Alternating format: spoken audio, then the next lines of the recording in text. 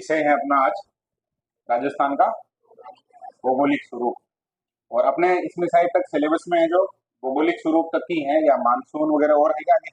चलो ओके, तो वो भी इसी पीडीएफ में है। कोशिश करते हैं आज अपन भूगोल में जो पूरा काम अपना 4:30 बजे तक कंप्लीट हो जाए, क्योंकि आज अपने खूब टाइम मिल जाएगा, है ना। 3 से 4 बजेगी, फिर 4:30 बजेगी, तो लगभग पौने 2 घंटे का टाइम मिल रहा है अपने को।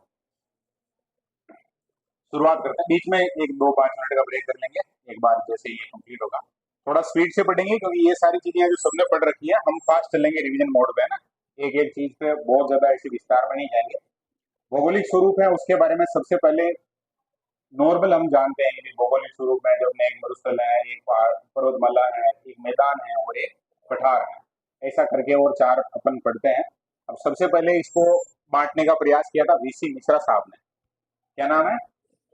वीसी मिश्रा। 1968 में पहली बार, और नेशनल बुक ट्रस्ट से उनकी बुक पब्लिश हुई थी, जिसको किस नाम से पब्लिश किया था उन्होंने? राजस्थान का भूगोल के नाम से। और इस पुस्तक में उन्होंने जो 4 भाग नहीं बताकर कितने भाग बताए? 7 भाग बताए। और इसमें आड़ोती शब्द यूज ही नहीं किया था उन्होंने। और क्यों नहीं किया था उसका तो वही जाने कारण। इसमें उनके जो उनके द्वारा बताए गए 7 भाग हैं, वो प्रस्तावित भौतिक स्वरूप है, स्थल रूप है। वो है पश्चिमी शुष्क मैदान, ये तो क्लियर कटी पता चल रहा है अपने को, पश्चिम में है, शुष्क है वो। फिर उसके थोड़ा इधर आएंगे अपन तो, और क्या कौन सा हो गया? उसके आगे वाला अर्ध शुष्क मैदान हो गया। फिर नहरी क्षेत्र। अब जब भी हम राजस्थान की ऐसे अगर बात करते हैं ना, तो ये जैसे शुष्क हो गया, थोड़ा इससे आगे आए तो और शुष्क। और ये जो गंगानगर हनुमानगढ़ वाला जो रीजन है, वहां पर नहर वगैरह सिंचाई होती है, तो उसको इन्होंने क्या नाम दे दिया? नहरी क्षेत्र नाम दे दिया। फिर ये अरावली वाला भाग तो सीधी कहानी है, ये समझ में जाएंगे अपन। फिर अपना पूर्व साइड में है, जिसको अपन मैदान कहते हैं, इन्होंने जो पूर्वी कृषि औद्योगिक प्रदेश, क्योंकि अलवर ये वाला एरिया है, यहाँ इंडस्ट्रियल एरिया भी है साथ का साथ। फिर दक्षिणी पूर्वी। अब दक्षिण का मतलब ये हो गया पूर्वी, यानी कि हाड़ौती वाला भाग है, उसमें 2 भाग कर दिया उन्होंने।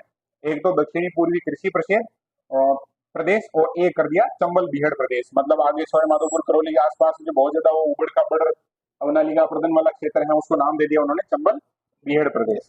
यहाँ एक प्रॉपर जो हाड़ौती का पठार वाला शब्द आना चाहिए था, वो उन्होंने काम में नहीं लिया। हालांकि अपने को ये मतलब आलोचना करने का अधिकार भी नहीं है, उस समय शुरुआत ही तो शुरुआत ऐसे ही होती है।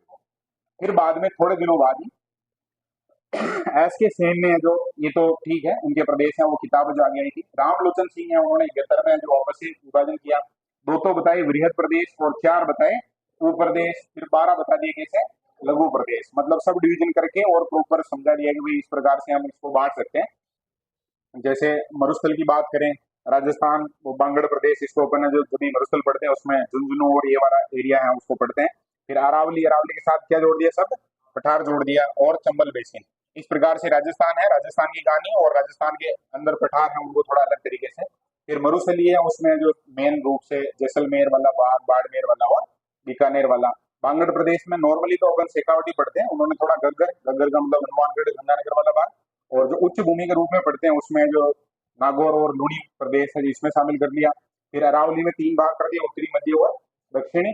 ऐसे ही चंबल बेसिन है, तो उसमें एक डाउन साइड और एक बीच वाला, मतलब निम्न चंबल और मध्य चंबल। ये प्रयास किया था किसने? रामलोचन सिंह ने। हालांकि यहाँ अपने को केवल ये नाम वगैरह देख रहे हैं, इनको व्यवस्थित रूप में पढ़ना है, और जो ज्यादा मान्य है वो आगे अपने को पढ़ना है अभी उच्चावच के आधार पे है। अब ये उच्चावच शब्द है, इसको थोड़ा क्लियर कर लेते हैं। सर्वाधिक जो मान्य विभाजन है, जिसको आपको पढ़ना है, अच्छे से समझना है, परीक्षा में इसी के आधार पर प्रश्न में, मतलब वो संभावना रहती है कि कोई भी अगर फैक्ट वगैरह है, सत्य असत्य का प्रश्न, तो वो इसी के आधार पर बनेगा। तो इस पे अपने को बहुत अच्छे से काम करना है। अब इसमें शब्द आया है उच्चावच, इसको क्लियर करो पहले। उच्चावच का मतलब क्या है? उच्चावच शब्द का मतलब हम क्या समझेंगे? समुद्र तल से कितनी ऊंचाई पे है, कितनी नीचाई पे है, क्या है? समुद्र तल से जो तुलना होती है ना, उसको अपन क्या कहते हैं बोलो? उच्चावच कहते हैं। तो ये शब्द जब भी आएंगे, उच्चावच के आधार पर किसने जो विभाजन किया था? हरिमोहन सक्सेना। और उच्चावच के आधार पे विभाजन है वो सर्वाधिक मान्य भी हो गया। जैसे एक पर्वत है, एक मैदान है, एक पठार है, एक जो रेगिस्तान है, तो प्रॉपर पता चल रहा है कि पहाड़ कहाँ रहेगा? सबसे ऊपर, फिर पठार रहेगा, फिर मैदान रहेगा, फिर मरुस्थल रहेगा। इस प्रकार से हम उसको समुद्र तल से तुलना करके और बता सकते हैं कि भाई ये एरिया है जो ऊंचा है, और ये एरिया है जो समुद्र तल से नीचा है। कहीं पर भी हम तुलना करते हैं, कभी कोई ऊंचा है, जैसे अपन पढ़ते हैं ना कि 1700 और कितने मीटर है वो गुरु शिखर? 1722 या 27, जो भी पढ़ते हैं, 2 ओब्लिक लगा देते हैं ऐसे। तो वो कैसे पता चला? पता लगे गया है कोई ऐसे? उसका पता लगाया गया है समुद्र तल से उसकी जो हाइट है वो कितनी है, और उसी आधार पर अपन पढ़ते हैं। अभी अपना जालोर में कुछ एरिया ऐसा है जो समुद्र तल से भी कैसा है, नीचा है, 200-300 मीटर तक वो दलदली भूमि है, नहर बोलते हैं उसको, नहर पता होगा कभी, है ना। तो ये हरिमोहन सक्सेना को ध्यान रखेंगे, और इनकी पुस्तक चलती है, वर्तमान में पढ़ते हैं लोग बाग, तो ये ध्यान रखना है। नाम किस मतलब पब्लिश जब हुई थी ये, तो किस नाम से इसको पब्लिश किया था उन्होंने, राजस्थान का प्रादेशिक भूगोल, बहुत प्रॉपर वे में किताब लिखी, और 4 भाग बताए जिनको आज भी किताबें आरबीएससी वगैरह में इसी को मान्यता है, इसी को पढ़ते हैं। पहला बताया पश्चिमी मरुस्थलीय प्रदेश, फिर इसके उप विभाजन किए उन्होंने भी, लेकिन एक प्रॉपर नाम दे दिया। फिर अरावली पर्वतीय प्रदेश, पूरब अरावली है उसको जो एक साथ अलाइन कर लिया, फिर मैदानी प्रदेश हो गया, और फिर पठारी प्रदेश हो गया दक्षिणी पूर्वी के नाम से। तो ये चारों नाम क्लियर हो जाएंगे, और चारों कहाँ है क्या है, तो एकदम नक्शा है जो सभी ने खूब ही बार देख रखा है, इसकी कहानी क्लियर है।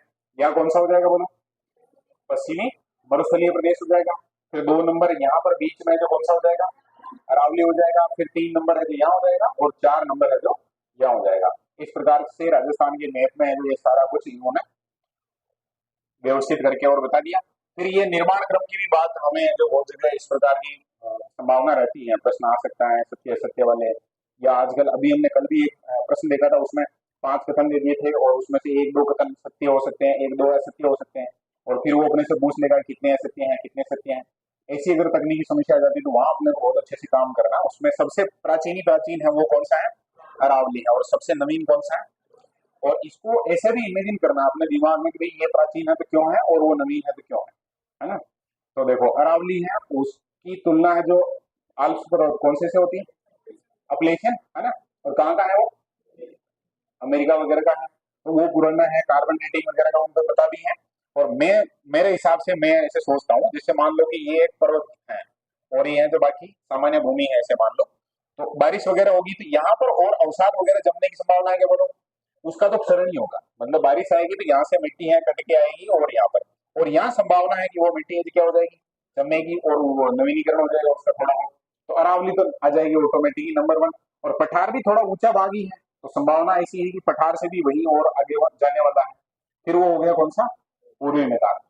और ज्यादा संभावना बनेगी कि भाई हवा वगैरह है वो ज्यादा प्रबल है। अपने यहाँ राजस्थान में अपर्दन में सबसे ज्यादा योगदान किसका है, हवा का है, 60% भाग है, तो वो तो हवा से ज्यादा प्रबलित है। तो सबसे ज्यादा संभावना है, नवीनीकरण होता ही रहता है किसका, मरुस्थल का। तो सबसे नवीन कौन सा हो गया, मरुस्थल। उससे कम नवीन कौन सा, उससे थोड़ा और कम नवीन, और सबसे प्राचीन है जो कौन सी हो गई, अरावली। ये समय के हिसाब से अपने को चारों याद रखने हैं, और याद रह भी जाएंगे, कोई समस्या नहीं। ऐसा लॉजिक देखो मैं जो बता रहा हूँ, और जो एकदम ऐसे नहीं है कि हाँ ये ही सत्य है, और भी कारण हो सकते हैं, लेकिन एक सामान्य विद्यार्थी है उसके दिमाग में एग्जाम तक ये रहना चाहिए, उस हिसाब से मैंने बताया। और ये ध्यान भी रह जाएगा, सब रह जाएगा ना कि भाई ये जो पर्वतमाला है वो सबसे प्राचीन कैसे है, और उसका जो सबसे नवीन कैसे है। भौतिक प्रदेशों का ऊंचाई के अनुसार अवरोही क्रम, ये भी थोड़ा सा अपने को ध्यान रखना, उच्चावच के संदर्भ में है जो प्रश्न पूछा जा सकता है। क्योंकि हरिमोहन सक्सेना जब रिसर्च कर रहे थे तो उन्होंने प्रॉपर इस शब्द को ज्यादा फोकस करके और काम किया था, इस पर, उच्चावच पर। तो सबसे ऊंचा अरावली हो गया, उसके बाद कौन सा हो गया, पठार, उसके बाद मैदान, और मरुस्थल है वो सबसे डाउन साइड में, ठीक है ना। तो उच्चावच के या ऊंचाई के अनुसार है जो अवरोही क्रम अपना क्लियर है, सबसे ऊंचा अरावली और सबसे नीचा मरुस्थल। क्लियर ये बात। फिर इन तीनों के बारे में, ये चारों जो भाग हैं इनके बारे में अपन डिटेल में अगर बात करते हैं, तो एक छोटी सी यहाँ पर, चारों हो गए क्या नाम, अब आ गए हैं चारों, एक फ्रेम में आ जाए तो थोड़ा समझने में अपने इजी हो जाएगा। प्रदेश का नाम है, पहले का क्या, मरुस्थल है, दूसरे का क्या है, अरावली, तीसरे का पूर्वी और दक्षिणी पूर्वी पठार। अब इसमें अपने को एक तो निर्माण क्रम पूछ सकता है, तो निर्माण क्रम में जो मरुस्थल है उसका वैसे तो पढ़ना चाहिए, जैसे तो निर्माण क्रम में तो पहला कौन सा है, अरावली है, तो अरावली का पहले बात करते हैं अपन। वो जो अपन ऐसे पढ़ते हैं भूगोल में व्याख्या होती है, अलग अलग युग है, कौन से युग में हिमालय बना, कौन से में अरावली बना था, इस प्रकार का। तो उसमें जो 4 नाम आएंगे उसमें प्री कैम्ब्रियन है, प्लिस्टोसीन है, क्रिटेशियस है, और प्लिस्टोसीन में 2 है, देखो नियोजोइक उत्तर है, इसका मतलब क्या हुआ, ये थोड़ा बाद का है, और ये जो प्लिस्टोसीन नियोजोइक है ये थोड़ा सा पहले का है। तो अभी जब हम तुलना कर रहे थे उस समय हमने बात की थी कि मैदान पहले बन गया था और मरुस्थल बाद में बना था। तो उत्तर है इसका मतलब और ज्यादा बाद का है। अभी पढ़ते हैं ना अपन पूर्व पद और उत्तर पद, यानी बाद वाला है वो उत्तर शब्द उसके साथ आएगा। और जो भूवैज्ञानिक है उन्होंने जो अवशेष किसका माना है ये भी अपने को याद रखना, जैसे 33 सागर का अवशेष है क्या, मरुस्थल। ऐसे ही तैतीस सागर है, उसका अवशेष क्या है? पूर्वी मैदान। अब कुछ कहेंगे कि भाई तैतीस सागर का अवशेष, हम मरुस्थल को तो मान लेते हैं कि वहाँ खारी झीलें हैं, और जो अभी अपने वहां पर बहुत सारे ऐसे वो जीव वगैरह दबे हुए हैं, तो उसके कारण हमें वहाँ कोयला, पेट्रोलियम गैस वगैरह मिल रहे हैं, इस कारण मान लेते हैं। मैदान में तो ऐसा कुछ नहीं है। तो वही मैदान में भी संभावना तो है ऐसी, क्योंकि बाद में नदियां वगैरह हैं, वो जो खूब सारा मलबा लाके, और हो सकता है कि वहां पर उन्होंने जो आच्छादित कर दिया, और उसके बाद वो क्या बन गया? मैदान बन गया। ऐसी संभावना तो हो सकती है। तो ये थोड़ा सा अपने को ध्यान रखना, हालांकि दिमाग अपना लॉजिक दूसरा लगाएगा, तो उस समय अपने को सोचना। बाकी इसमें क्लियर है कि वहाँ झीलें कैसी है? मरुस्थल में सारी की सारी खारी है, तो महासागर कैसा होता है? खारा होता है। ऐसी पूरी संभावना बन गई कि नहीं, ये तो उसी का है ना। और तैतीस सागर में क्या हो गया? खारी झीलें हैं, उनके ऊपर क्या आ गया? अपने गाँव में बोलते हैं पणा। पणा सब सुना है? हाँ, भी वो जैसे जैसे बारिश होगी तो खूब सारा मिट्टी है जो कट के आएगी, जहां पर वो स्लो हो जाएगा पानी, तो वहां पर वो जाके जम जाएगा। फिर ये दो भाग हैं, उसमें अपने को ध्यान रखना, अरावली और अपना पठार। ये है जो कौन से भूभाग का जो अवशेष है? गोंडवाना लैंड, इसको याद रखना आप। तो दो भाग हो गए, एक तो तैतीस सागर और एक गोंडवाना लैंड। उस समय पढ़ते हैं अपन तो, जैसे धरती है जो पहले गर्म थी, धीरे धीरे ठंडी हुई, फिर वो अलग अलग हुए, ऐसी जो बातें हैं उसमें ये शब्द आते हैं। गोंडवाना लैंड पढ़ते हैं अपन, तैतीस सागर पढ़ते हैं, तो उन्हीं के अवशेष के रूप में इनको पढ़ा जाता है। जो पठार और पर्वत हैं वो दोनों तो हो गए गोंडवाना लैंड के, और जो मरुस्थल और जो मैदान है वो दोनों हो गए किसके? तैतीस सागर के। क्लियर है? अब भूगोल में जो वर्गीकरण होता है उसके क्रम में अपन पढ़ेंगे। तो पहला है अपना प्री कैम्ब्रियन। कौन सा है बोलो? Pre Cambrian. तो अरावली के साथ अपने को याद रखना है, ये किस काल में आएगा बोलो? इसका कालक्रम है वो प्री कैम्ब्रियन हो गया। फिर दूसरे नंबर पे अभी जस्ट हमने बात की थी किसकी बोलो? पठार की। तो पठार है वो कौन सा हो गया? क्रिटेशियस। मिसजोइक भी बोल देते हैं, मिसोजोइक या मिसोजोइक भी बोल देते हैं, क्रिटेशियस। और फिर तीसरे नंबर पे बात करें तो कौन सा सीन है? हाँ, अलग नाम आता है, या प्लिस्टोसीन लिखा हुआ है, कुछ जगह हम प्लास्टोसीन बोलते हैं, उच्चारण वगैरह में इसमें बहुत बार जो हमारा हो सकता है कि थोड़ा अलग हो। नियोजोइक भी बोल देते हैं, और नियोजोइक उत्तर या प्लिस्टोसीन काल है वो वापस कौन सा हो गया? मरुस्थल का हो गया। तो इसमें भी अपने को क्रम याद रखना है, पहला हो गया प्री कैम्ब्रियन, दूसरा हो गया क्रिटेशियस, फिर प्लिस्टोसीन, और प्लिस्टोसीन उत्तर, ऐसे याद रख लो। क्लियर है ये कहानी? तो पहला क्या हो गया बोलो? Pre Cambrian. दूसरा कौन सा हो गया? क्रिटेशियस। तीसरा कौन सा हो गया? प्लास्टोसीन। और फिर वापस भी प्लास्टोसीन ही है, लेकिन इसके साथ क्या जुड़ जाएगा? नियोजोइक उत्तर। और ये नाम है ना, नियोजोइक है, एजोइक है, मिसोजोइक है, ये भी याद रख लेना। क्यों याद रखना है? क्योंकि एग्जामिनर आजकल दिमाग लगा रहे नहीं लगा रहे। हो सकता है कि ये सब दे ही नहीं, प्लास्टोसीन ये दे दे, इसी का जो और वर्गीकरण है वो। तो प्री कैम्ब्रियन है, इसी को अपन क्या बोल देते हैं? एजोइक बोल देते हैं। क्रिटेशियस को ही मिसोजोइक बोल देते हैं, और प्लिस्टोसीन है, इसी को अपन नियोजोइक बोल देते हैं। नियोजोइक याद रखना, दोनों भी याद रखना, नियोजोइक उत्तर याद रखना मरुस्थल के साथ। क्लियर है कहानी? अब साथ में ये दो हैं जो और इसमें कॉलम बना रखे हैं, और किसी भी स्टूडेंट को याद करने में तुलनात्मक रूप से याद करता है तो थोड़ा इजी याद हो जाता है। तो हम बात करेंगे क्षेत्रफल की। तो मरुस्थल का क्षेत्रफल टोटल, जैसे मान लो कि इतना राजस्थान 100 है, तो 100 है, तो उसमें से कितने परसेंट भाग है लगभग चला गया है मरुस्थल में? 61% भाग चला गया। अब मुझको लगेगा 61% तो बनता नहीं है, खूब सारा इधर भी तो बच रहा है। तो बहुत सारे जिले हैं वो बड़े बड़े उधर ही हैं, तो 61% भाग अपने को मानना पड़ेगा। वैसे तो सैटेलाइट तो 67% तक मानता है। अभी अपने मतलब डॉक्यूमेंट वगैरह 61 लिखा हुआ, तो 61 अपने को याद रखना है। फिर अरावली है, उसमें जो कितना भाग चला जाता है?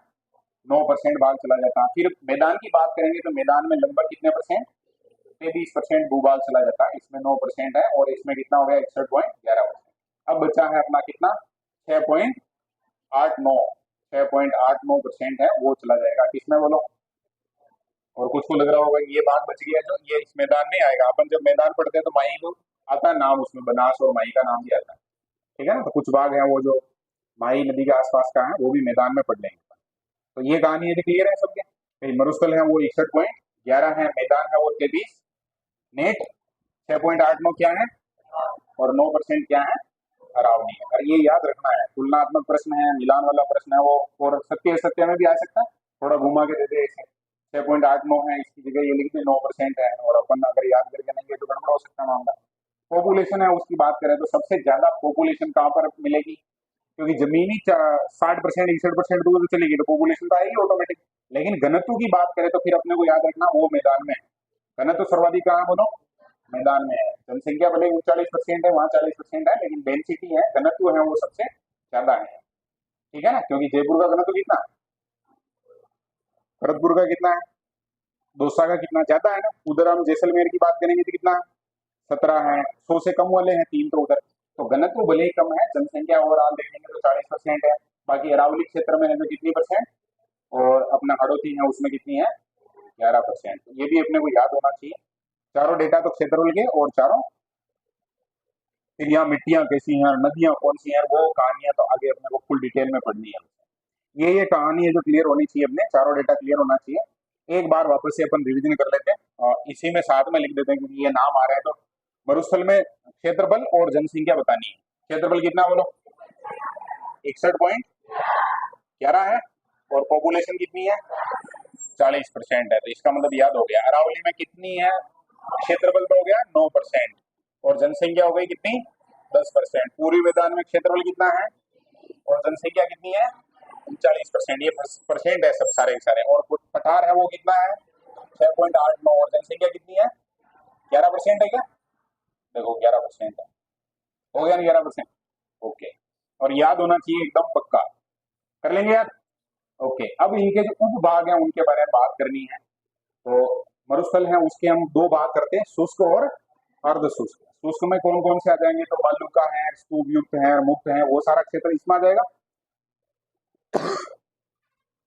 बालुका स्तूप, इसका मतलब क्या होता है बोलो, एक जैसे ऐसे टीला बना हुआ, मतलब ये तो ज्यादा हो गए, एक टीला बना हुआ है वो अभी क्या कहलाएगा, बालू का स्तूप कहलाएगा। स्तूप तो शब्द तो सुना है ना, सांची का स्तूप नाम सुना होगा, ऐसे बना हुआ वो आकार है।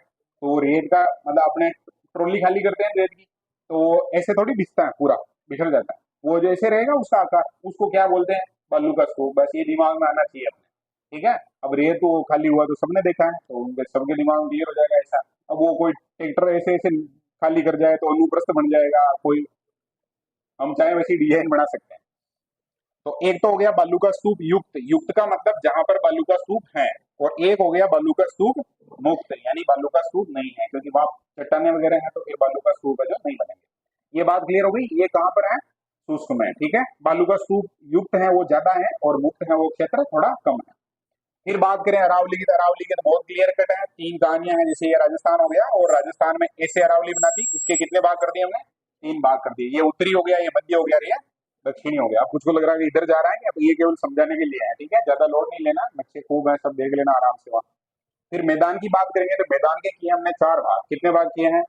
अब कुछ को लगेगा कि यमुना तो हमारे यहाँ है ही नहीं, यमुना का नाम क्यों आया, तो भाई ये है जो सहेली है, ठीक है, हो सकता है ना ऐसा, तो ऐसी संभावना तो है, तो नाम आ गया है उसका, ध्यान रखना अपने को, क्योंकि बनास चंबल सारी जाके मिलती किसमें है, उसी में मिलती है, किसमें मिलती है, यमुना में। तो यमुना और बाणगंगा वाला प्रदेश है जो अलग हो गया मैदान में। फिर बनास वाला हो गया, माही वाला हो गया, और चंबल वाला। अब चंबल जब हम इसमें पढ़ रहे हैं तो कुछ के दिमाग में आएगा कि चंबल जब हम पढ़ रहे हैं तो वो तो हाड़ौती तो मेन है, तो भाई ठेका थोड़ी है जो केवल हाड़ौती में बहती है, आगे अपना सोय माधोपुर वगैरह है वो भी तो है, उसमें भी चंबल जाती है। तो वो क्षेत्र अपन इसमें पढ़ेंगे मैदान में, ठीक है। और पठार में अपन पढ़ेंगे विंध्यन पठार और मालवा पठार। फिर इसके भी जो सब डिवीजन है वो भी पढ़ेंगे कि वो उच्च भूमि कहाँ है, गंगाधर नाम सुना, शाहबाद किधर है, छोटी मोटी पहाड़ियां हैं तो वो कहाँ है, सतूर माता कहाँ है, ऐसे। और इसमें 2 भाग किए थे, एक शुष्क हो गया, एक कौन सा छूट गया इधर, अर्ध शुष्क। अर्ध शुष्क के वापस 4 भाग किए, पहला हो गया कौन सा मैदान, गग्गर का। अब कुछ को लगेगा कि जब हम मैदान अलग पढ़ रहे हैं तो गग्गर में क्यों नहीं पढ़ रहे हैं, तो भाई गग्गर के और वहां बीच में जाने में खराब लिया अपने, नहीं तो मैदान में पढ़ा देते इसको, लेकिन वो मामला थोड़ा अलग हो गया, इस कारण गग्गर का मैदान उधर ही पढ़ते हैं अपन। फिर अंत्य प्रवाह कौन सा, शेखावट है, जहाँ कांधली नदी है जो प्रतिनिधित्व करती है। और नागौर की कौन सी भूमि, उच्च भूमि। तो ये नागौर में थोड़ा सा ऊंचा उठा हुआ भाग, ये भी इसी में आएगा। और कौन सा बेसिन आएगा, तो नदियों के नाम तो 2 इसमें भी आए हैं, लेकिन ये पढ़ना अपने को किसमें, अर्ध शुष्क मरुस्थल में पढ़ना है। तो चारों भाग हैं, उनके सब डिवीजन हैं, उनके छोटे छोटे लेवल पर हमने जो नाम देख लिए। अब हमें डिटेल में बात करनी है किसके बारे में, पश्चिमी मरुस्थलीय प्रदेश।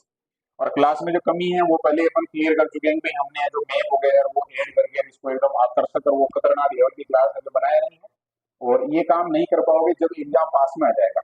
अपने लफड़ा क्या हो गया, 9 अगस्त को तो टेस्ट है अपना, और बीच में एक दिन की और छुट्टी रखनी पड़ेगी, क्योंकि थोड़ा एक दिमाग जो रिलैक्स होकर प्रॉपर प्लानिंग के साथ अगले दिन अपने को टेस्ट लेना है।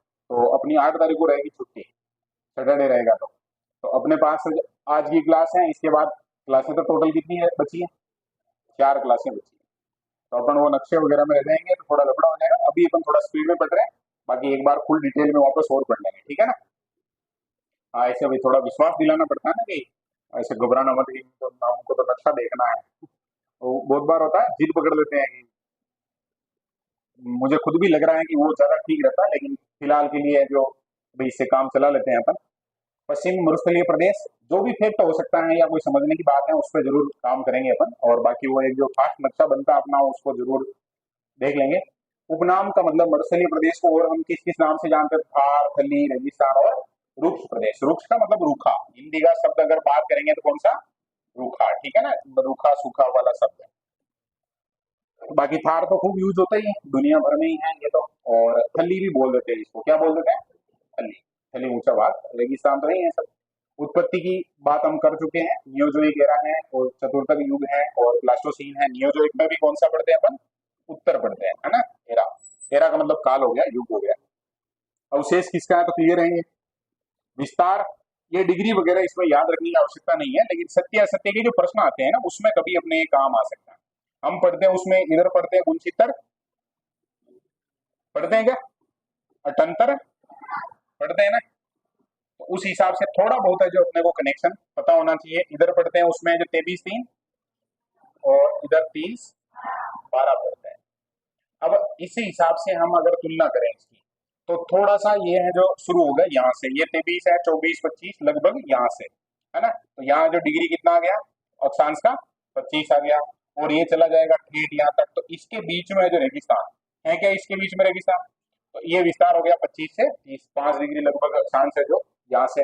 और फिर इसको देखेंगे 69 30, तो 69 30 से तो है ही है, जैसलमेर है, कच्छ है लास्ट, तो वो तो आएगा। और इधर अगर देखेंगे तो अरावली से जस्ट थोड़ा सा पहले, जिसको अपन बीचों बीच बोलते हैं, 75 डिग्री में पढ़ा भी था कि बीच में से कौन सा देशांतर निकलता है, तो 75 डिग्री 74 और कुछ ऐसा था।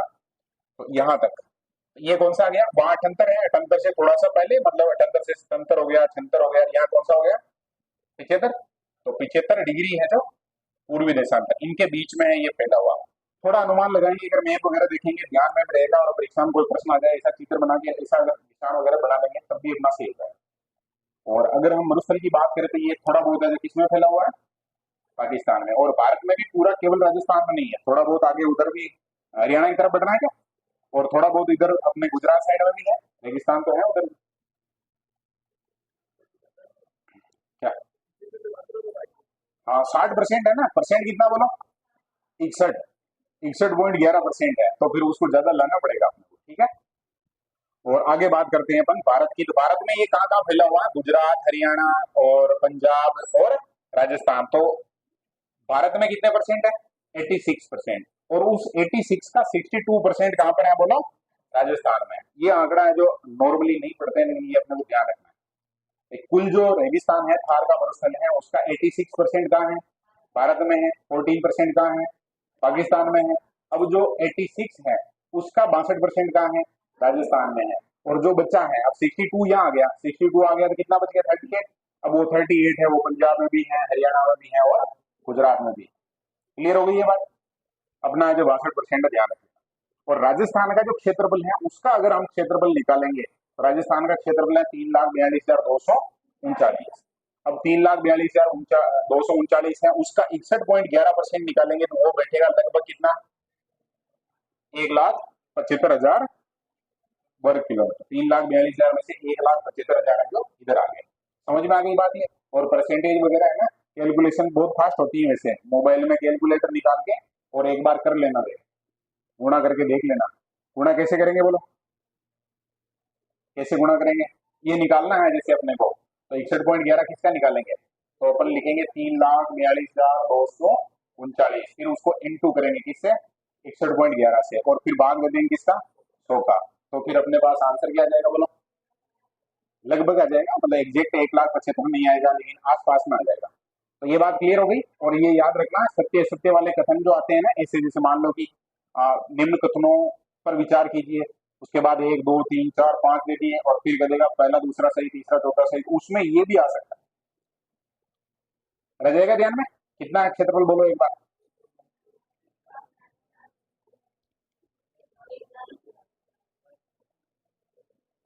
किताब ऐसे लेके बैठी है।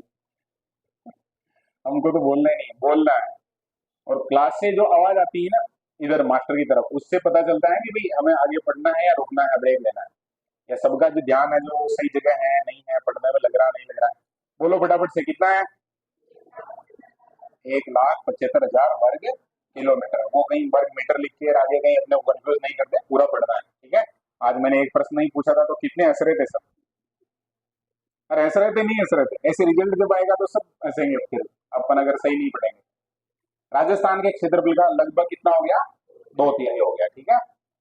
पहले का क्षेत्रफल 58% था, मार्च के कारण इसको अभी क्या पढ़ते हैं अपन? 61.11, ठीक है। अब ये आ गया सब क्या? मार्च। अब उसको लगेगा जनवरी फरवरी और मार्च आ गया, तो अब ये हो गया। लेकिन ये मार्च का मतलब वो अपना जो 26 जनवरी 15 अगस्त वाला मार्च पास्ट है ना, वो है। मतलब हवा चलती है तेज, और हवा चलती है फिर ये तेज आगे बढ़ रही है, हरियाणा की तरफ जा रही है। और अगर मैप में अगर अपन देखना चाहें इसे, ये किस दिशा में जा रहा है, तो इधर से किधर जा रहा है? इधर जा रहा है। तो ये दिशा कौन सी है? इधर को बोलते हैं दक्षिण, इधर बोलते हैं पश्चिम। तो दक्षिण पश्चिम से किधर जा रही है? उत्तर पूर्व की तरफ। ये क्लियर है ना। और ढलगांव इसका उल्टा है। अगर कोई पूछ ले कि इसका ढाल कैसा है, तो उत्तर पूर्व से दक्षिण पश्चिम है। मतलब वो जो नदी बहती है अपनी, कौन सी नदी बहती है? लूणी नदी, तो वो ऐसे आती है, तो वो ढाल हो गया इसका। और ये रेगिस्तान है वो उधर जा रहा है, मतलब उसका विस्तार है या मार्च है वो दक्षिण पश्चिम से उत्तर पूर्व की तरफ। इसरो द्वारा 2007 के आंकड़ों के अनुसार राजस्थान का भाग है वो कितना मानते हैं? सैटेलाइट से मानते हैं कितना? 67%। अब वो सैटेलाइट से कैसे क्या मानते हैं, तो वो तो सबने उपयोग करके देख रखा। गूगल मैप पे अपना घर देखा नहीं देखा है, जूम करके यहाँ है, ये जल्दी आ रहे हैं ऐसे। तभी मोबाइल शुरू शुरू में चलाना सीखा था। तो वो सेम काम इसरो ने है जो पूरे रेगिस्तान के लिए कर लिया है, और उसका पूरा कैलकुलेशन निकाला। तो उनके पास जो कैलकुलेशन आया उसमें कितना था? 67%। और आजकल बहुत सारे ऐसे भूगोलविद हैं वो ऐसे भी कह रहे हैं कि अब यहाँ पर वनस्पति बहुत ज्यादा होने लगी, जैसे अंग्रेजी भूगोल वगैरह, लोगों में जागरूकता भी आई है। और वो कौन सी नहर है वहां पर, नहर वगैरह के कारण वहाँ खूब सारा मतलब खेती बाड़ी होती है। इस कारण से वो जो अपना जो ये वर्षा वाला सिस्टम है उसको डिस्टर्ब कर रहा है वो, क्योंकि वहां का तापमान ज्यादा होगा तो हवा जो कैसी हो जाएगी, हल्की ऊपर उठेगी, तो उसको भरने के लिए समुद्र की तरफ से है जो आर्द्रता युक्त हवा आएगी। अब वहाँ जो ऐसा हो ही नहीं रहा, मतलब ज्यादा गर्मी नहीं पड़ रही, हालांकि बहुत गर्मी पड़ रही है। मतलब वो कहने वाले कह रहे हैं ऐसे कि भाई उसका भी इम्पेक्ट आ सकता है, इन फ्यूचर आ सकता है, हो सकता है वो। क्षेत्रफल के अनुसार विश्व का कौन से नंबर का है? 17वां बड़ा है, मतलब 16 मरुस्थल इससे भी बड़े हैं दुनिया में। ये क्लियर है सबके? जनसंख्या कितने परसेंट है? 40% है। न्यूनतम जनघनत्व वाला, अब जनघनत्व है वो कैसा है, और जनसंख्या कैसी है? सबसे ज्यादा है। ये भी ध्यान रखना परीक्षा में, वो इसको भी उल्टा पुल्टा लिख के और कहीं अपने को उलझा नहीं दे। जनसंख्या तो ये चारों भौतिक प्रदेश है उसमें सबसे ज्यादा कहाँ है? मरुस्थल में है। लेकिन जनघनत्व सबसे कम है। जनघनत्व सबसे ज्यादा कहाँ है? मैदानी क्षेत्र में, ठीक है। ढाल के साथ उत्तर पूर्व से दक्षिण पश्चिम, ये उत्तर पूर्व दक्षिण पश्चिम समझ में आएगा। ये उत्तर है, ये पूर्व है, तो यहाँ से इधर जा रहा है। इधर क्या है? पश्चिम है, इधर क्या है? दक्षिण है। तो ये हो गया इसका क्या? ढाल। समझ में आ गई ना बात? अभी अपन नदी की बात कर रहे थे, कौन सी की? लूणी नदी ऐसे बह के आती है इधर, पे ध्यान रख लेना। लंबाई कितनी है? तो 640 किलोमीटर। कितनी है बोलो? 640 याद रह जाएगा? रह जाएगा ना, इसमें क्या है। अभी हमने आज राजस्थान की लंबाई भी पढ़ी, ऐसे पढ़ी क्या? यहाँ से यहाँ तक कितनी है? 869, 869। और 826 ऐसे है क्या? 826। अब ये कितना है बोलो? 640। तो 826 में से थोड़ा बहुत ही तो इधर बच रहा है, 25 से तो आगे हमने पढ़ा ही था 30 तक। तो ये हो गया, कितना हो गया यहाँ पर अगर ऐसे देखेंगे अपन तो 640 हो गया, ठीक है। और ऊंचाई कितनी है? ऊंचाई को थोड़ा विशेष ध्यान रखना, क्योंकि ऊंचा ऊंचा वाली कहानी है तो उसमें हम बात कर चुके हैं कि सबसे नीचे नीचे भाग कौन सा है? मरुस्थली है, तो वो क्लियर होना चाहिए अपने। केवल समुद्र तल से कितने मीटर की ऊंचाई है इसकी? 150। और 150 से लेकर 380 तक वो सब इसी के बीच बैठेगा। चौड़ाई है वो 300 से 360। ऐसे अगर देखते हैं अपन तो 869 तक टोटल है, ये लगभग बीच में आ रहा है, तो ये 360 किलोमीटर तक 300 से लेके है ना, 300 से 360 के बीच में इसकी चौड़ाई है। और लंबाई कितनी है? 640 है। मिट्टी कैसी है? तो मिट्टी के जो अमेरिका वालों ने वर्गीकरण कर रखा है उसको अपने को याद रखना है। अमेरिका वालों ने वर्गीकरण कर रखा है, उसमें 5 टोटल प्रकार है, उसमें से यहाँ मिलेगी एंटीसोल और एरिडोसोल। ये वाला क्षेत्र है वहाँ बिल्कुल जो सूखा प्रदेश है तो वो एरिडोसोल है, थोड़ा आगे जाएंगे तो एंटीसोल मिल जाएगा अर्धशुष्क क्षेत्र में। फिर ये वनस्पति का नाम ध्यान रखना अपने को, जीरोफाइट। क्या नाम है? जीरोफाइट। और इसको अपन बोलते हैं कौन सा विध? मरुद्भिद, यानी जो मरुस्थल में होती है ऐसी। और इसकी अलग विशेषता हो जाएगी, जैसे जड़ें गहरी होनी चाहिए, कांटे होने चाहिए, पत्तियां बहुत बड़ी नहीं होनी चाहिए, छोटी छोटी होनी चाहिए। और छाल है वो मोटी होनी चाहिए ताकि वाष्पीकरण कम से कम हो। सर्वाधिक घनी, घनी है, घनी नहीं है, धनी है। धनी का मतलब यहाँ पर खूब सारा जो मतलब खेती बाड़ी वगैरह ये हो जाती है, तो पैसे दुनिया के संदर्भ में हम बात करेंगे कि यहाँ के लोग बाग, यहाँ के तो बड़े बड़े बिजनेसमैन है, जोधपुर वगैरह मारवाड़ के तो खूब सारे बाहर भी हैं, इस हिसाब से ये सब भी अपने को ध्यान रखना है। धनी मरुस्थल है ये। और सबसे बढ़िया योगदान इसमें हो सकता है कि अपने जो इंदिरा गांधी नहर है, पहले वो एक नहर 27 में आ गई थी, कौन सी, गंग नहर है, उनका काफी बेनिफिट रहा है इसको। अरावली का वृष्टि छाया प्रदेश है, वृष्टि छाया प्रदेश वाली कहानी है, इसको भी समझनी है। जैसे अरावली में अपन बात करेंगे तो ये लोकेशन लगभग किसकी है, अरावली की है। अपने यहाँ जो मानसून की दो शाखाएं आती है, एक आती है अरब सागर की साइड से और एक आती है किधर से, बंगाल की खाड़ी। तो अरब सागर वाली इसके सारे सारे गुजरती है, थोड़ी बहुत इधर भी पहुंचती है, लेकिन जो इधर से आती है ना, वो जो टकराती है किससे, अरावली से। और वो टकराने के बाद जो ऊपर उठते हैं बादल और यहीं बरस जाती है, इधर उधर हो जाते हैं, यहाँ जो बारिश नहीं होती है, ये एक तरीके से क्या हो गया, वृष्टि छाया, मतलब इसकी छाया पड़ जाती है उधर, तो वहां जो बारिश नहीं होती, इस कारण नाम क्या गया इसका, वृष्टि छाया प्रदेश। ये कहानी भी क्लियर है। विश्व का सबसे नवीनतम, सबसे कैसा है, नवीनतम है, राजस्थान का भी कैसा है, एक ही है और नवीनतम है। सबसे भौतिक प्रदेशों में सबसे नवीन भौतिक प्रदेश है। अब प्रकार की बात करें, इसमें तो तीन प्रकार पढ़ते हैं अपन, हम्मादा, रेग और इर्ग। परीक्षा में ये है ना, उल्टा लिख के और दे सकता है, मतलब इनमें से कोई एक लाइन उठा लेगा, दे देगा हम्मादा के बारे में, ये लिख देगा। तो अपने को अच्छे से याद होनी चाहिए, प्रत्येक शब्द के साथ उसकी जो परिभाषा है वो क्लियर होनी चाहिए दिमाग में। और हो सकती है नहीं हो सकती, बोलो, हो सकती है ना, अरे याद रख लेंगे, नहीं, नहीं रखेंगे, बोलो। हम्मादा है वो कैसा है, चट्टानी है। इर्ग कैसा है, रेतीला है। और रेग कैसा है, मिश्रित है। अब इसको, इन तीनों शब्दों को याद रखना अपने को। जैसे ये चट्टानी शब्द है तो क्या है, चट्टान में भी दो आ रहे हैं, हम्मादा में भी कितने शब्द आ रहे हैं, दो। कोई लॉजिक जो भी दिमाग में बैठता हो वो रख लेना। और रेग में अपने को क्या याद रखना है, अब कुछ को लग रहा है रेग में रेत याद रख लें तो हमें हमें जो रेतीला याद रह जाएगा, ऐसे नहीं, ये लफड़ा हो सकता है। तो रेग में अपने को याद रखना क्या, बोलो, मिश्रित। और इर्ग, इर्ग शब्द है वो कैसा है, रेतीला है, ठीक है, रह जाएगा क्या, बोलो। हाँ, तो बहुत बढ़िया बात है। अब ये कहाँ कहाँ विस्तार है, इर्ग बात करनी चाहिए। अम्मादा है वो पोखरण, फड़ौदी, बालोतरा, ये वाला जो क्षेत्र है। और ड्यून मुक्त लिखा है ना, इसका मतलब वहाँ जो चट्टान है, चट्टान है तो बालू का सूख नहीं है। और इधर बात करें रेग, तो ये है जो हम्मादा है उसके चारों तरफ है जो फैला हुआ है। मिश्रित क्यों कहलाएगा, क्योंकि मान लो ये है जो हम्मादा है, यहाँ जो क्या है, चट्टाने हैं सारी की सारी। और चट्टाने हैं तो यहाँ क्या मिलेगा अपने को, रेत, तो यहाँ रेत चट्टाने, इस प्रकार की संभावना बनेगी। ऐसी संभावना बनेगी तो उसको अपन क्या बोल देंगे, मिश्रित की। कुछ जगह चट्टाने हैं, कुछ थोड़ा बहुत रेत है। और फिर इर्ग है वो तो पूरा का पूरा है ही है, जहां भी रेत है वो इर्ग है, जहां भी रेत है वो इर्ग। मुख्यतः दो भाग है, और ये थोड़ा ध्यान रख लेना, इन दो भागों को हम डिवाइड करते हैं किससे, 25 सेंटीमीटर वर्षा रेखा। तो वर्षा रेखा वाली कहानी भी क्लियर है क्या।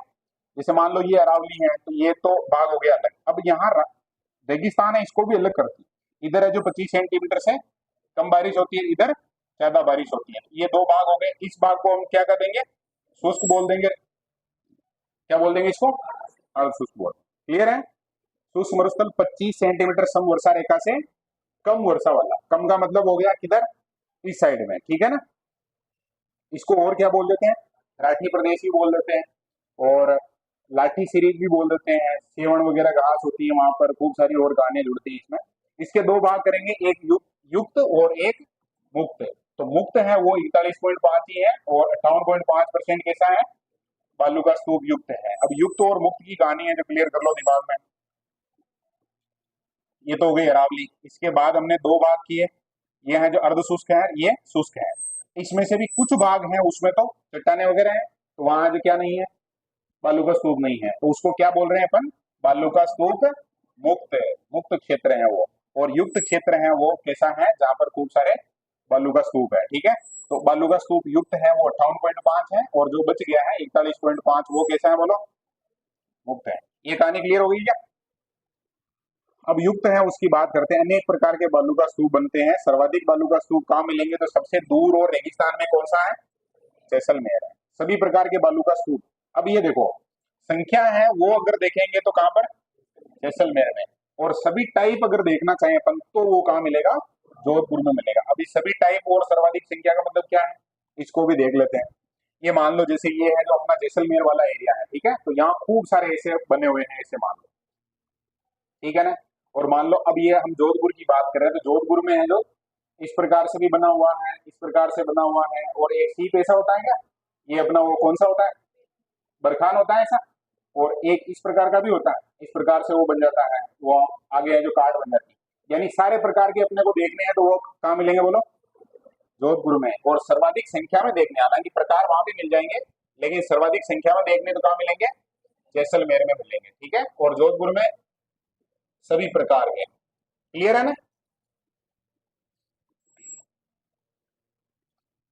अब बालू का स्तूप के बारे में बात करते हैं अपन, वो पूरी डिटेल आराम से।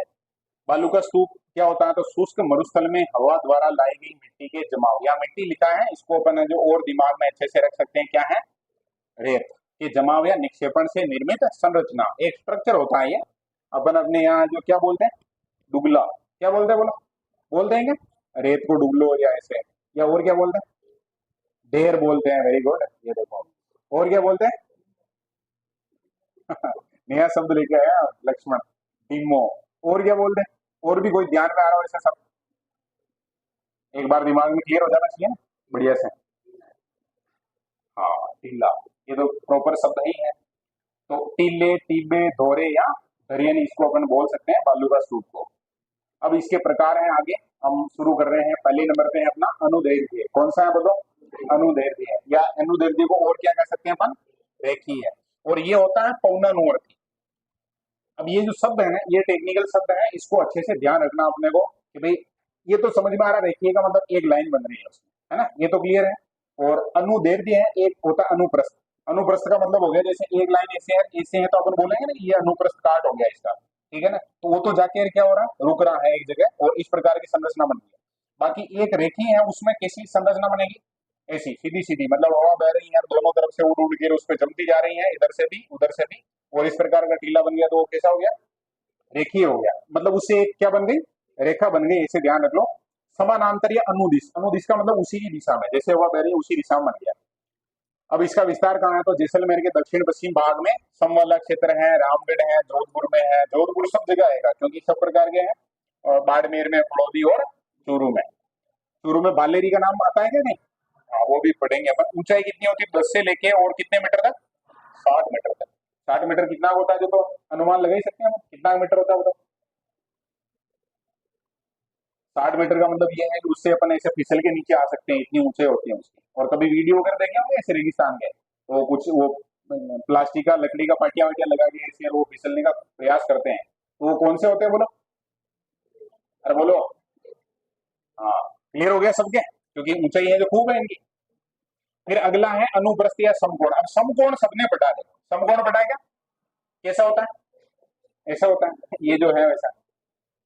यह पवनों की दिशा के समकोण या लंबवत होते हैं, मतलब पवन ऐसे चल रही है मान लो, और वो इस प्रकार से बन गया, और इस प्रकार से बन गया है, उसको अपन क्या बोलेंगे, बोलो, अनुप्रस्थ या पवनामुखी, ठीक है। वो पवनानुवर्ती था, ये पवनामुखी है। अब कुछ को लग रहा होगा कि फिर बारिश, वो हवा है जो निकलती कैसे है, तो इसके ऊपर से होकर निकल जाती है, ठीक है। वो जमाती जाती है धीरे धीरे धीरे धीरे, इस प्रकार से निक्षेपण हवा जो जम जाता है। ऊंचाई इसकी कम होती है 10 से कितनी, 40, क्योंकि वो थोड़ा आगे बढ़ता जाएगा, क्योंकि हवा ऐसे चल रही है, आगे बढ़ जाएगा, इस कारण थोड़ी हाइट है जो कम। विस्तार तो पुगल, बीकानेर, रावतसर, हनुमानगढ़, सूरतगढ़, गंगानगर, सरदार शहर, चूरू, लोणकरणसर, पोखरण, झुंझुनू, जोधपुर और जालौर। एक नाम है जो फिक्स हो गया, और बाकी और भी अपने को ध्यान रखें, गूगल में खूब सारे मिल जाएंगे इसे, ठीक है। फिर है बरखान, बरखान या इसी को और क्या बोल देते हैं अपन, अर्धचंद्राकार। अब अर्धचंद्र तो सभी जानते हैं, इस प्रकार का बन गया है, इसका मतलब वो बरखान है, क्या है बोलो। अब बरखान में भी एक लफड़ा है भाई, इसी का एक साइड, एक सिरा अगर आगे बढ़ जाए जैसे, तो उसको जो थोड़ा अलग नाम दे देते हैं, सीट नाम दे देते हैं, उल्टा है वो एयरपिन के आकार का, इस प्रकार के कुछ नाम आते हैं, तो वो थोड़ा पैराबोलिक बोलते हैं उसको, है ना। तो हवा की दिशा से भी इनको अपने को तय करना है, ये थोड़ा ध्यान रख लेना। इसके बारे में सबसे मेन बात है वो ये ध्यान रखनी की ये सर्वाधिक क्या होता है, गतिशील होता है, और जो सर्वाधिक गतिशील होगा वो सबसे ज्यादा नुकसान भी पहुंचाएगा। तो अपने यहाँ मरुस्थल में सबसे ज्यादा जो मरुस्थलीकरण का कारण है वो कौन सा है, बरखान है। ऊंचाई है जो 10-20 मीटर ही होती है, तभी ये ज्यादा है जो लेवल पे जा सकता है। और चौड़ाई कितनी है, 100 से 200 मीटर तक की चौड़ाई हो सकती है। सर्वाधिक कहाँ मिलता है, भालेरी चूरू में। और भालेरी चूरू, अगर हम ऐसे मैप पे बात करें तो चूरू की लोकेशन यहाँ आ रही है क्या, यहाँ आ रही है ना, इधर कौन आ रहा है, हरियाणा आ रहा है। तो ये बरखान है जो उधर है, इसी कारण ये मार्च की जब हम बात करते हैं कि हरियाणा की तरफ बढ़ रहा है, तो वो इस कारण से करते हैं बात। विस्तार में जोधपुर जिंदाबाद है। इसके अलावा सूरतगढ़ है, लूणकरण है, बाड़मेर है, जैसलमेर है, चूरू है। अभी बालेरी की बात की हमने, सबसे ज्यादा वही है, सीकर, झुंझुनू और करणी माता। करणी माता कहाँ पर? देशनोक में, बीकानेर में। ये क्लियर हो गया बरखान। अब हमें परीक्षा में जब पूछेंगे तो ऐसे पूछेंगे कि भाई सबसे ज्यादा नुकसान पहुंचाता है या सबसे ज्यादा मरुस्थलीकरण का कारण कौन सा है, तो अपने को याद रखना दिमाग में कौन सा। क्लियर है। फिर बात करते हैं तारा बालू का स्रोत। अब नाम से स्पष्ट है, तारा मतलब हम नॉर्मली बहुत बार ऐसे स्टार बनाया भी होगा, बहुत सारे स्टूडेंट हैं वो इस प्रकार से बना लेते हैं, है ना, फटाफटी। इसको क्या बोलते हैं अपन? अरे बोलो, तारा बोलते हैं क्या? तो अब इस प्रकार से अगर है जो कहीं पर रेत जम जाए जैसे, तो उसको नाम दे दिया हमने क्या? तारा, या तारा काय भी बोल देते हैं, अनियमित हवाओं के कारण। अनियमित का मतलब क्या होता है? अपने यहाँ उसको बोलते हैं ना, जहां जा रही है ऐसे क्या बोलते हैं, वो इधर से हवा आती है, पूरा एकदम पता ही नहीं चलता किधर है, चद्दर उधर उड़ गए, क्या हो गया, पेड़ वगैरह टूट गए ऐसा। तो फिर ऐसे में वो जो रेत है उसको पता नहीं चलता है, और पता नहीं चलता तो फिर वो इस प्रकार से जमा हो जाता है। ऊंचाई है जी कितनी है? 10 से 25 मीटर है। विस्तार में मोहनगढ़ को ध्यान रख लेना, ठीक है, मोहन को याद रखना है, जैसलमेर, सूरतगढ़, गंगानगर, पोखरण, ये एरिया गग्गर नदी के आसपास में, और गग्गर नदी के आसपास में थोड़ा ऐसे ही होता होगा। और हम्मादा के आसपास, हम्मादा के आसपास कैसे? वहां हम्मादा में होती है चट्टाने, क्या होती है बोलो? चट्टाने होती है। तो चट्टाने हैं तो हो सकता है जैसे मान लो यार चट्टान आ गई, हवा है जो इससे क्रॉस होके इस तरह से जाएगी, तो क्रॉस होके जाएगी तो फिर वो इधर उधर वाले ताराकाय हैं उनकी संभावना बन जाएगी ऑटोमेटिक। नेटवर्क बालू का स्तूप। अपने यहाँ नेटवर्क की समस्या रहती है, इधर बालू का स्तूप का नाम ही नेटवर्क है। और नेटवर्क का मतलब हो गया जुड़ना, एक से दूसरे का जुड़ना। रेखीय, अनुप्रस्थ और पैराबोलिक बालू का स्तूपों के बीच में पाए जाते हैं, उनको क्या करते हैं? जोड़ते हैं, या एक तरीके से उनके नेटवर्क में आपस में जोड़ने में जो काम करते हैं ये। विस्तार कहाँ है? तो उत्तर पूर्वी मरुस्थलीय भाग हनुमानगढ़ से लेके और हरियाणा के कहाँ तक? हिसार, भिवानी। कुल मिला के हरियाणा के तार हैं जो जुड़ रहे हैं इधर अपने बालेरी की साइड में, ठीक है, याद रह जाएगा कि नेटवर्क ही है। और नेटवर्क, अब कुछ को लग रहा होगा कि नेटवर्क का चित्र कैसे बनेगा, तो नेटवर्क एक तो अपन वो बोलते हैं कि अपने वो इस प्रकार से आता है ना मोबाइल में, कि हमारे टावर आ रहे हैं नहीं आ रहे हैं, इस प्रकार का। एक तो वो बात हो गई। और नेटवर्क शब्द सबने सुना है क्या सबने?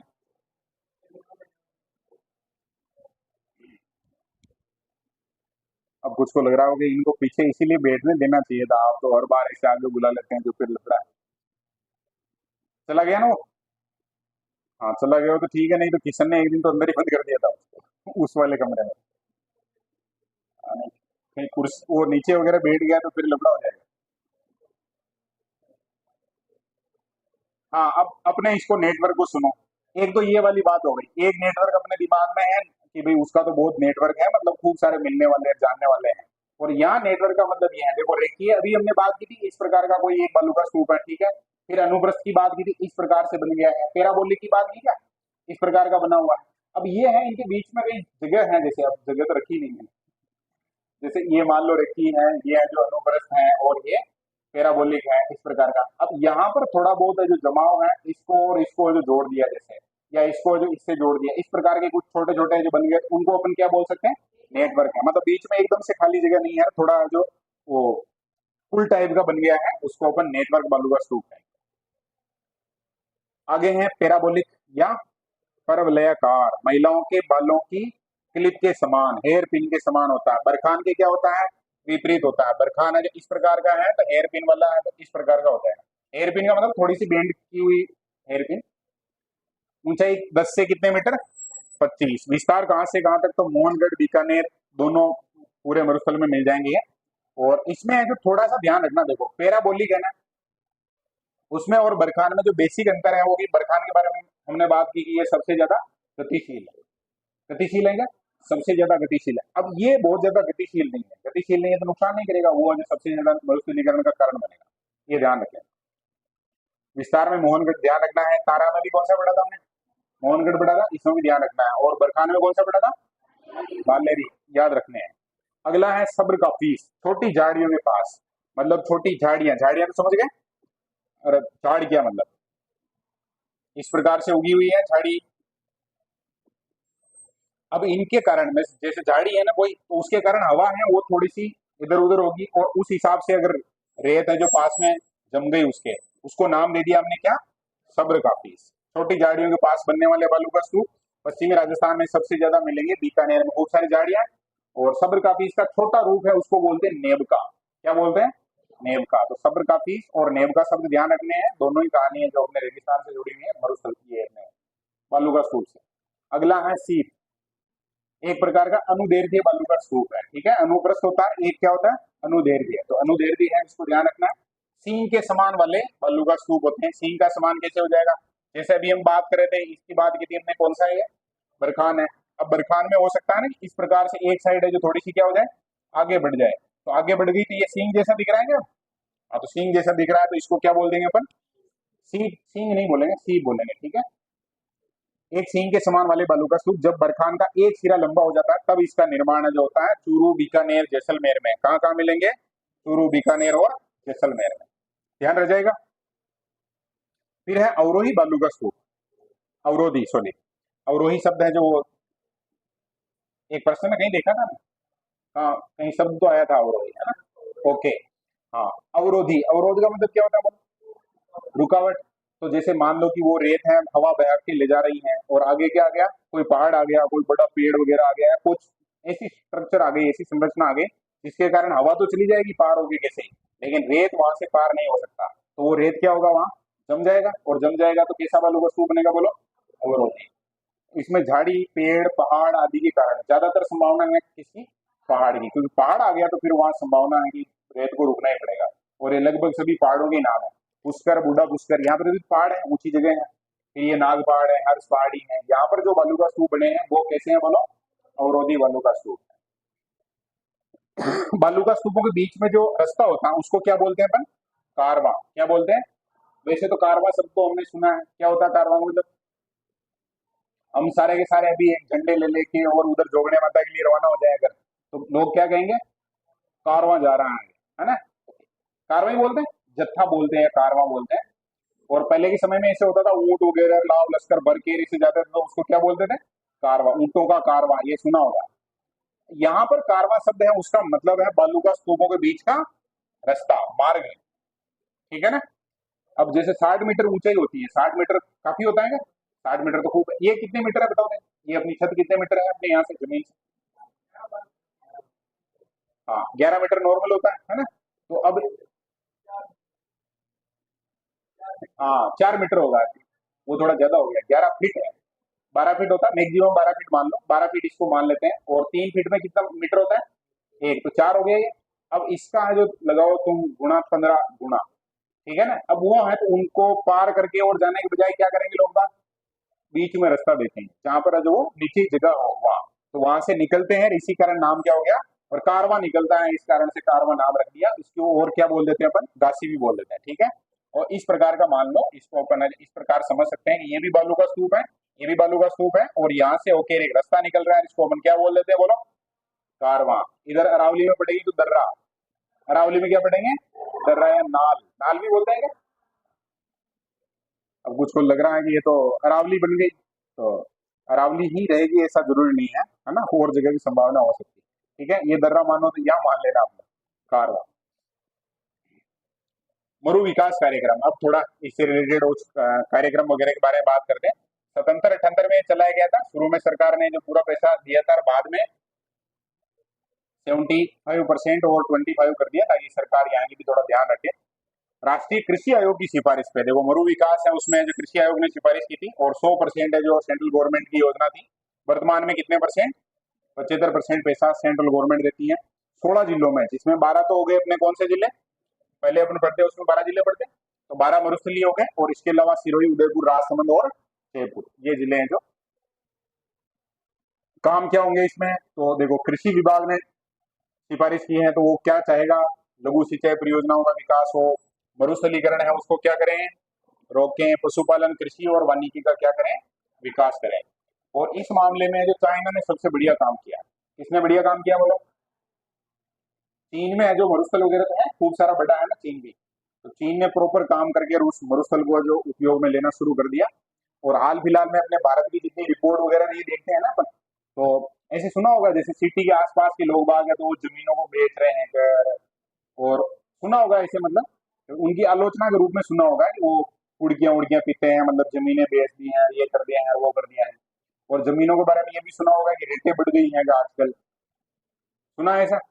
उसके पीछे का कारण भी यही है, चाइना है वो बहुत प्रॉपर वे में काम कर रहा है वहां पर, क्योंकि चाइना को बहुत अच्छे से पता है कि इन फ्यूचर आने वाला टाइम में ऐसा हो जाएगा कि पूरी दुनिया में पॉपुलेशन तो क्या हो रही है, बढ़ रही है घट रही है बोले। हालांकि भारत में जो थोड़ा मामला है जो अलग लेवल पर है, फिर भी बढ़ ही रही है।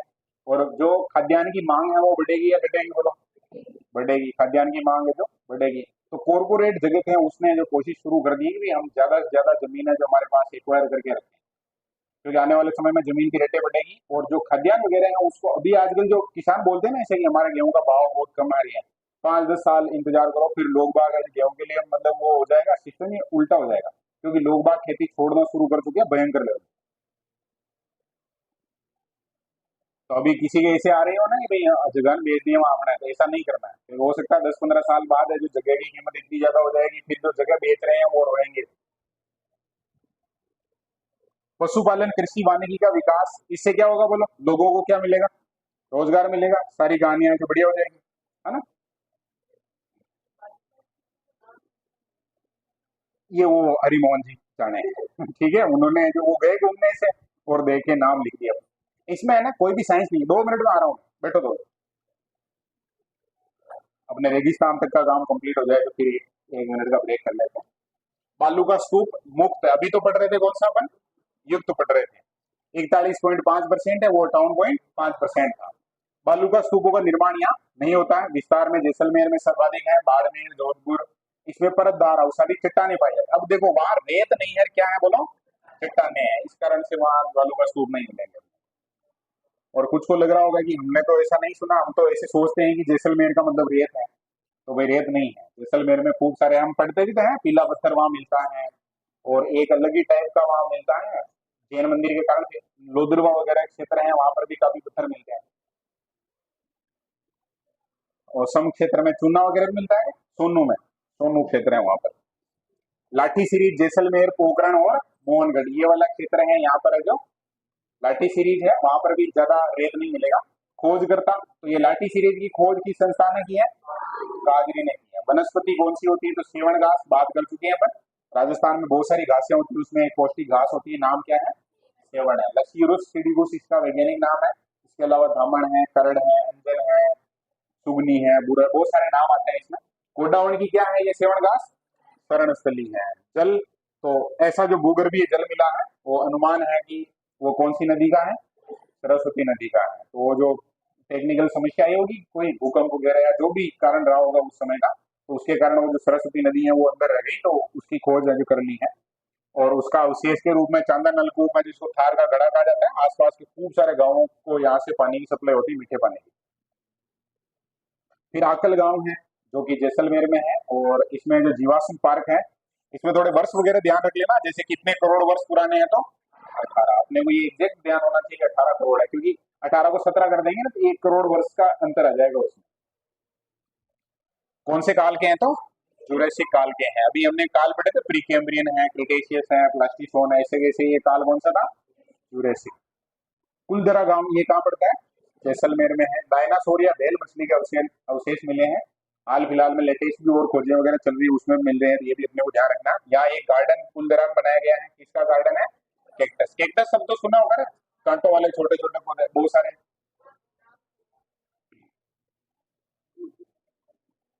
हाँ, नागफनी भी एक कैक्टस का रूप है, कैक्टस का मतलब जिसमें कांटे होते हैं ऐसे पौधे।